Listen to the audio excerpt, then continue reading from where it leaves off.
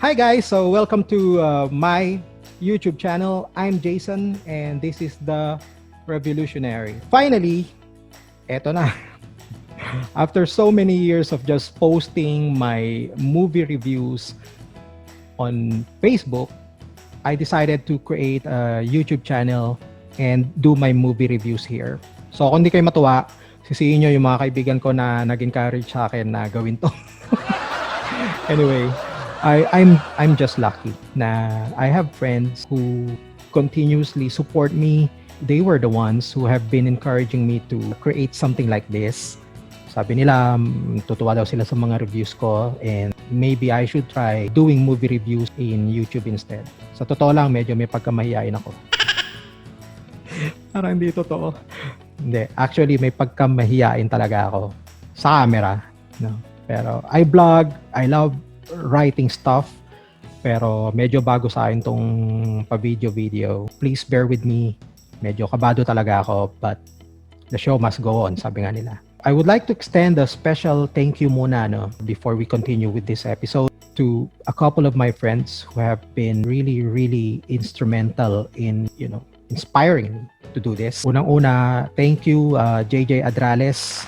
JJ, salamat. Naging close kami dahil pareho kami mahilig sa movies. We've been exchanging notes, kung ano yung mga magaganda, alin yung mga hindi masyado magaganda. And so, eto tayo ngayon. And I have a friend from the US. I just met her in Facebook. We've never met in person, but we've been good friends through the years. Her name's Janice Hart. Janice, if you're watching this, I would like to say thank you for encouraging me. Matagal na niya ako kinukulit. Gumawa daw dapat ako ng vlog dun sa mga reviews ko and ngayon lang tayo nagkalakas ng loob. So, Janice from Austin, Texas, thank you. Para ganahan naman tayo na gumawa ng maraming content para sa inyo, please click on the subscribe button below, yung kulay pula. Libre po yan, okay? To show your support para sa mga local vloggers na katulad ko, click on the bell as well. Yan, diba? Para alam mo kapag may bago. Siyempre, ayoko ding palagpasin yung pagkakataon na banggitin or i-announce na within 24 hours after launching the channel officially among my group of friends, nagkaroon na tayo ng 100 subscribers! Yes! And for this very first episode, wag na nating patagalin. Ang una nating i-review ay bagong-bagong movie galing sa Netflix. It's called The Trial of the Chicago 7. Yan. Bagong-bago yan. In fact, wala pa siya sa top 10 sa Netflix Philippines ng mga trending movies. Gusto ko pakapasok siya sa top 10 for Netflix Philippines, So, meron na kayong clue, di ba? Kung natuwa ba ako sa movie na to o hindi. Pero, before natin himay-himayin yung movie na yan, I wanna say thank you, Netflix! Thank you for giving us quality movies like this one. Excited talaga ako dito sa review na to because The Trial of the Chicago 7 is a movie directed by one of my favorite screenplay writers yan, sa Hollywood. And his name is Aaron Sorkin. If you're not familiar with Aaron Sorkin, malamang napanood nyo na kung hindi yung mga TV show na sinulat niya, pati na rin yung mga movies na ginawa niya. Sample niyan, he's credited as the creator of The Newsroom. Isa sa mga paborito kong TV shows. Napakagandang TV show niyan. Kung hindi nyo pa siya napapanood, guys, check it out. And I'll mention 2 movies na paborito ko din na screenplay sinulat ni Aaron Sorkin. They are Moneyball and A Few Good Men. Isa yan sa mga paborito ko talagang movies kasi mahilig talaga ako sa mga court drama. If you're familiar with it, it's Tom Cruise and Jack Nicholson. Nanggaling dyan yung isa sa mga famous lines ever sa Hollywood, yung "You can't handle the truth!" You want answers? I think I'm entitled. You want answers? I want the truth! You can't handle the truth! Pero mas maganda pagkakasabi ni Jack Nicholson. Si Aaron Sorkin na nagsulat niyan, ng screenplay niyan. And I'm excited about this movie kasi this one is also written by Aaron Sorkin at siya rin ang nag-direct nito. Up next, pag-usapan naman natin yung mga bida dito sa movie. Andito si Eddie Redmayne, siya yung isa sa mga kabataan dun sa Les Miserables, if you're familiar with the movie. Nandito rin si Alex Sharp, and yung isa sa mga paborito ko ngayon, si Sacha Baron Cohen, who I really loved in that miniseries called The Spy, and also Mark Rylance. Marami pa pero hindi ko nababanggitin yung iba. Hindi naman siguro sila magagalit, no? So, pag-usapan natin yung plot. The movie is set in 1968, kasagsagan ng Vietnam War, okay? And nagkaroon ng Democratic National Convention sa Chicago. Nung mga time na yon, maraming protests na nangyayari. So, yun yung ipinapakita ng movie, no? Nagkaroon ng mga kilos protesta, para iparating nung mga protesters kung gaano sila ka-disgusted, gaano sila ka-disappointed sa government dahil sa patuloy na pagpapadala ng mga Americans. Karamihan kasi to mga bata di ba? Na pinapadala sa Vietnam, tapos namamatay lang naman din sila. We're going to Chicago to protest the Vietnam War. There's no place to be right now but in it. So yun yung ambience nung movie. I have to mention, this movie was based on real events that happened in 1968 in Chicago. I need to mention that siguro dahil para mabawasan yung mga spoilers. I love making reviews na walang spoilers kasi siyempre gusto ko ma-feel ninyo kung ano yung feeling ko nung una kong pinapanood, di ba? Kasi nandun yung enjoyment Kung i-google mo, may spoil ka. Or if you're familiar with American history, particularly that of Chicago, those times in Chicago, then malamang alam mo na kung anong nangyari. But then again, masarap pa rin manood ng mga movie na ganito. Yung The Chicago 7 na binabanggit sa title ng movie, they are 7 individuals that were arrested for allegedly inciting violence during these protests. At the defense table, Abby Hoffman, Jerry Rubin, Dave Dellinger, Rennie Davis, Lee Weiner, John Freund, Tom Hayden, and Bobby Seale. These defendants had a plan, and the plan was to incite a riot. Now, these 7 are leaders of separate groups. Pinagsama-sama sila, inarrest silang lahat. The state or the government wants to indict them for conspiracy and crossing state lines to incite violence. It's worth mentioning, this is not a spoiler, it's worth mentioning sa plot na hindi talaga sila nag-incite ng violence. No? Nandun sila para sa mapayapang kilos protesta, and yet, nagkaroon ng riot. Yun yung hindi ko i-spoil. Paano nagkaroon ng riot? A lot of people were hurt, and that's why some people need to be answerable.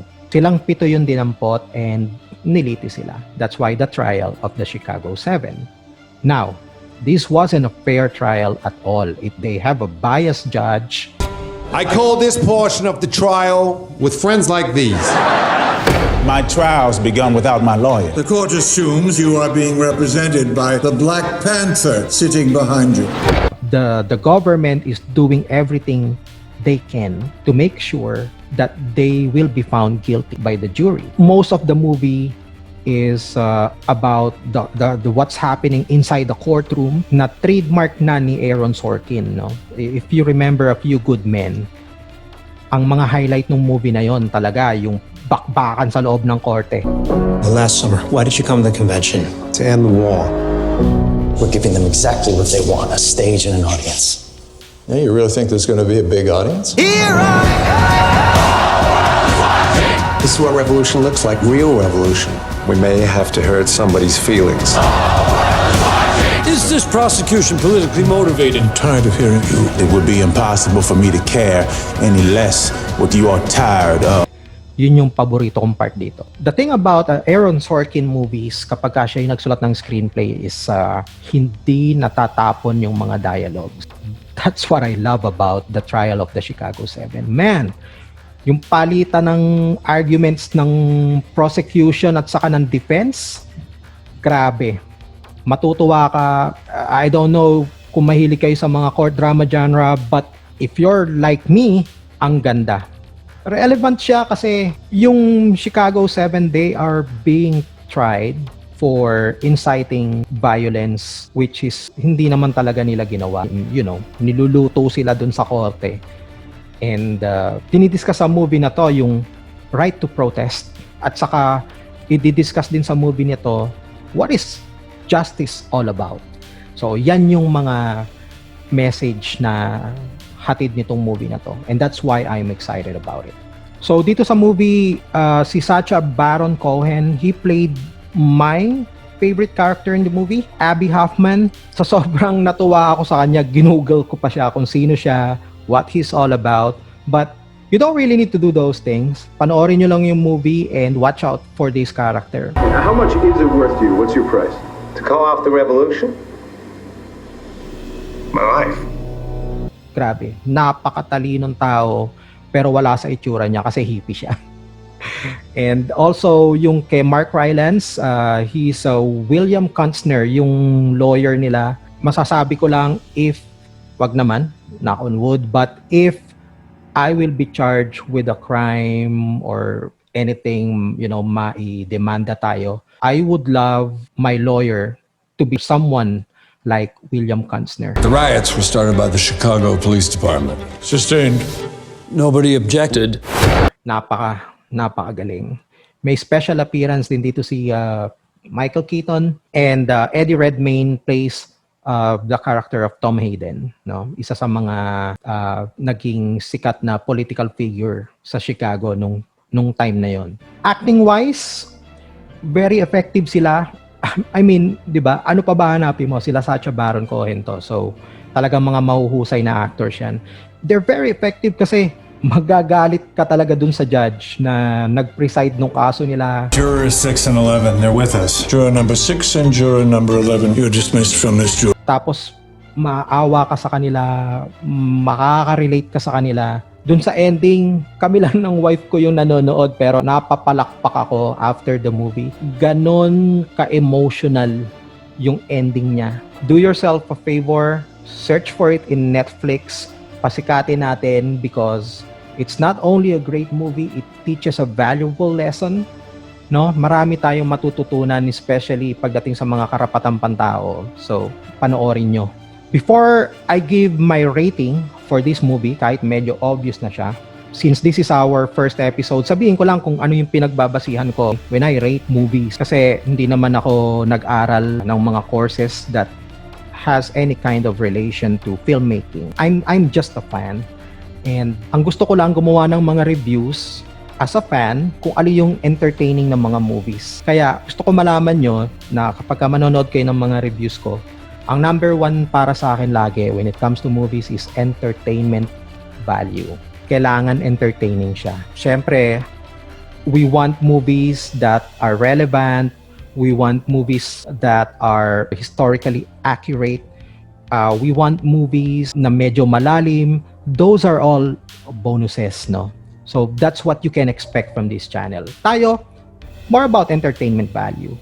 Siguro sample ko before, you know, I end this particular episode.